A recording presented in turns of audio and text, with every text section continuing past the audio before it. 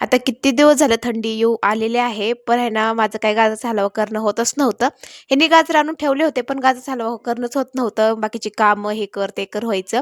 पण आज ठरवलं होतं, की गाजराचा हलवा करायचाच आहे मला. कारण की ना मग स्टँड म्हणजे स्टँड मोबाईलचं स्टँड आलं होतं.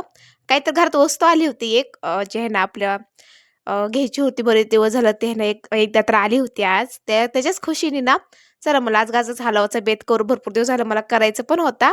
आणि आज एखादी गोष्ट आली ना घरामध्ये वस्तू जी माझ्यासाठी लागणारी आहे, ते तर खूप खुश झाले होते. कारण की बरेच दिवस झालं वाट बघत होते म्हणजे ह्या गोष्टीची. त्यामुळे ती गोष्ट आली होती घरामध्ये. त्यामुळे आहे ना गाजराचा हलवा केला होता मी खाण्यासाठी सगळ्यांना. त्यानंतर साईडला झालं होतं माझं इकडं वरण रेडी झालं होतं. मुलांसाठी केलं होतं फिक्कं वरण. छानपैकी ना मुगाच्या डाळीचं आज केलं होतं वरण छानपैकी. तुरीची डाळ नव्हती टाकलेली, मुगाच्या डाळीचं वरण केलं होतं.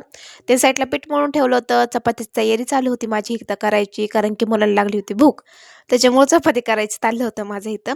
संध्याकाळचा टाईम झाला 8:00-8:30 वाजले होते, पण मुलांना भूक लागली होती ना, त्याच्यामुळे माझी लई घाई चालली होती पटपट स्वयंपाक करायची.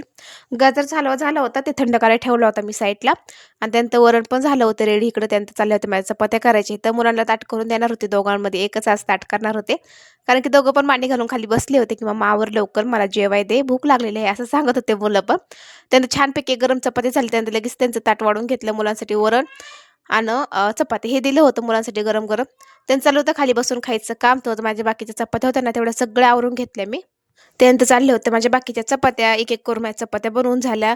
माझ्यासाठी केली होती चपाती, आज चपातीच खाणार होते आम्ही सगळेजण. मग छानपैकी एक मस्त कडक चपाती केली संध्याकाळी.